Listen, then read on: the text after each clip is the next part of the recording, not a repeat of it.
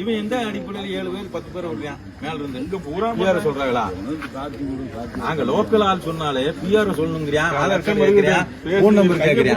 என்ன சார் பொம்பளை பிள்ளை கைப்பிடிக்க யாரு சார்? ஒரு லேடிஸ் வக்கீலுக்கு இவ்வளவு செஞ்சானா என்ன அர்த்தம்?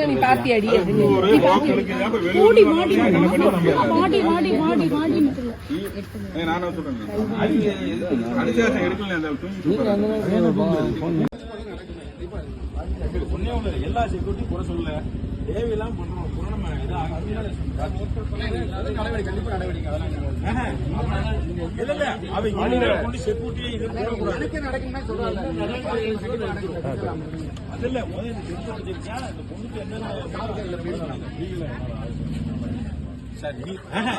நாங்க வர முடியாது சார், வரணும் அவனால வர முடியாது சார். நீங்க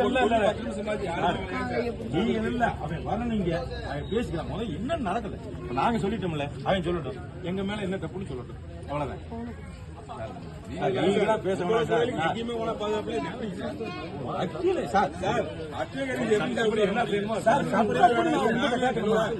நாளைக்கால போய் மனு போட மாட்டேன் சார். இனிமேல் கொண்டு எவனும் தேவஸ்தானம் எவனா இருக்கட்டும், லோக்கல் மதிக்கலனா எவனா இந்த வெண்ணையா இருக்கட்டும் அவனை நான் க்ளோஸ் பண்றேன்.